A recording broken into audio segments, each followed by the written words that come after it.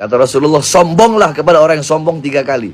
Kalau ada orang yang sombong sama kau, kau balas sombong dengan 3 kali kesombongan, kata Rasulullah. Anak ngomong pakai dalil, bukan enggak. Habib yang benar, yang asli, tidak membangga-banggakan dirinya supaya status sosialnya merasa tinggi. Jauh Habib yang benar itu tawadhu, tidak menonjolkan duriah, merasa sebagai keturunan Rasulullah SAW. Kemuliaan seseorang dengan ilmu, amal, dan akhlaknya. Muhibbin itu bukan kita, muhibbin itu bukan kalian, tapi mereka. Karena kiai-kiai tidak pernah datang minta bantuan, datang minta duit, tidak pernah kiai-kiai lakukan. Jangan dibolak-balik. Berarti apa? Engkau sebagai tuan rumah di negeri ini wajib menghormati tamu, melindungi tamu. Sekarang tamumu berulah seolah-olah mereka lah majikan di rumahmu. Apa yang akan kau lakukan ketika tamumu sudah kurang ajar, ketika tamumu sudah ingin menguasai aturan rumahmu? Kiai-kiai inilah tuan rumahnya. Ajengan-ajengan itu adalah yang disenangi oleh mereka. Berarti mereka muhibbinnya kiai-kiai. Berarti mereka budaknya kiai-kiai. Jangan orang Jawa, orang Aceh, orang Kalimantan, jangan orang Sulawesi yang jadi budak. Mereka yang senantiasa mengkritik pemerintah. Lawang mereka di sini bukan negara mereka kok. Wajar kalau mereka mengkritik presiden, mengkritik kebijakan pemerintah. Kalau banyak kiai berbarengan dengan umaro, yang jahil siapa? Yang lacur mulutnya siapa? Enggak salah kiai-kiai berbarengan dengan umaro, dengan pemerintah, karena di sini negaranya kiai.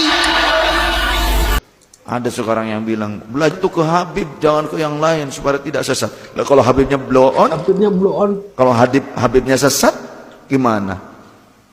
Emang nggak ada Habib yang sesat? Ada. Itu Habib yang jadi antek Belanda banyak dulu. Iya, yang jadi sahabatnya Belanda, jadi kenil, kemudian jadi informan Belanda. Habib ada. Kemudian Habib yang Wahabi ada. Habib menjadi Wahabi, bahkan menjadi Ustadz Wahabi. Suka mensyirik-syirikan, membid'ah-bid'ahkan. Ada. Apa kita mau ngikutin yang begitu? Asal kata Habib gitu. Yang Syiah, yang Rafidhah banyak.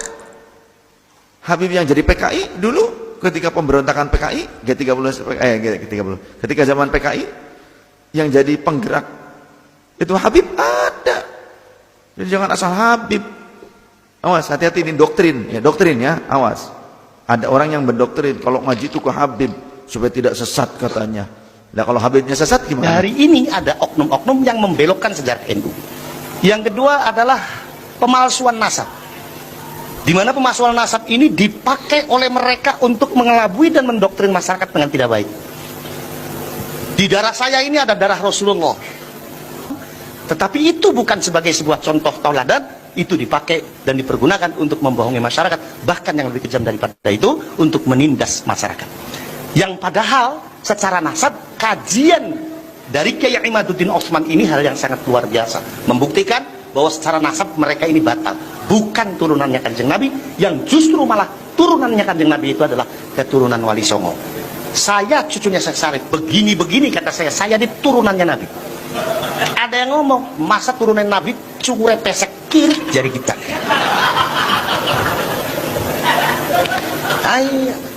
Akhirnya apa? Karena doktrinnya yang begitu kuat, akhirnya masyarakat memahami bahwa turunan Kanjeng Nabi ukurannya cungur. Ustaz, dia ini orang Arab, keturunan Nabi. Entah iya entah tidak. Coba cek DNA. Tak berani. Kan ramai nih para yang mengaku keturunan Nabi. Coba cek DNA. Pasti dia marah. Bahkan ada yang mengatakan cek DNA haram. Takut lah tu. Takut ketahuan kalau dia itu bukan keturunan Nabi. Andaikan itu keturunan Nabi sendiri pun, kalau seandainya berbuat mungkar, itu tak diakui oleh Allah Subhanahu wa taala. Lihat apa yang dibuat oleh Kan'an bin Nuh. Disebutkan oleh Allah dalam surah Hud ayat 45 dengan 46. Kata Allah Subhanahu wa taala, Allah menceritakanlah, Nabi Nuh mengatakan, inna bani min ahli. Ya Allah, itu kan antu kan anakku ya Allah. Dijawab oleh Allah, innahu laisa min ahlik, itu bukan keluarga engkau.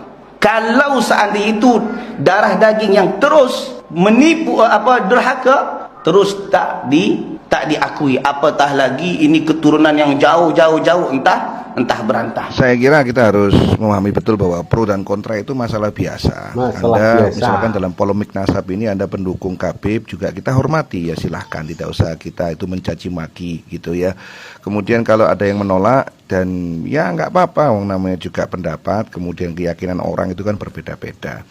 Dan bagi yang menolak, terutama saya pribadi, jadi jangan salah sangka bahwa saya menolak itu barusan, tidak. Saya menolak sejak tahun 2002, berarti 22 tahun yang lalu itu saya sudah tidak begitu antusias melihat Khabib-Khabib yang yang rasis ya, Khabib-Khabib yang itu dalam tanda kutip menjual benar agama dan nasab untuk kepentingan mereka. Itu sejak tahun itu, sejak lulus pesantren itu saya sudah tidak oke dengan kelakuan-kelakuan para Khabib. Nah, baru 20 tahun kemudian atau 22 tahun kemudian ini muncul gitu kan.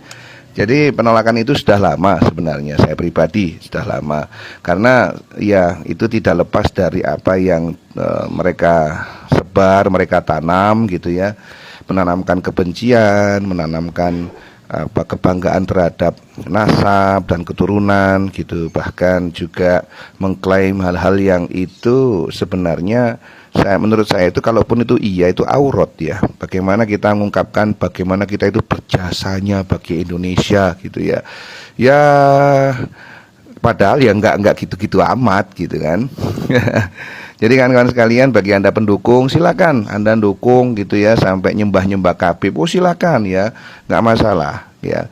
Bagi Anda yang tidak mendukung ya, mengkritisi para Khabib, kelakuannya mereka yang selalu bikin onar di Indonesia gitu ya, ya nggak apa-apa, biarkan mereka menolak. Jangan sampai mereka ini kemudian yang menolak diklaim mereka ini anak hasil zina, mereka ini anak terkutuk karena tidak menghormati ahlul bait gitu kan. Sebagai warga Nahdliyin, saya menghormati para keturunan Nabi, Said Syarif itu ya kan, dan mereka rata-rata juga tidak begitu, aku keturunan Nabi, enggak, santai-santai aja sebagai manusia biasa ya, normal saja.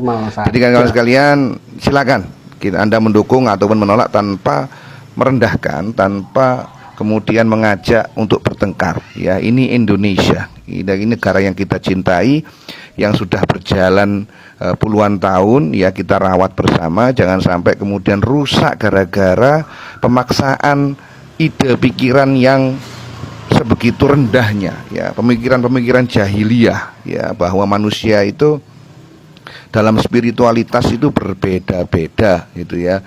Yang punya kekuasaan untuk berfatwa adalah para Khabib saja, para ulamanya ndak ya, kalah sama Khabib. Jadi ini harus dihindari betul.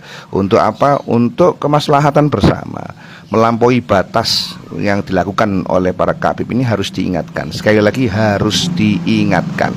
Dan bahkan penelitian terbaru mereka putus nasabnya ya. Haplogrupnya, DNA-nya bukan C1 malah G, ya gimana ini kan. Baiklah gitu ya. Jadi tetap santun, tetap damai.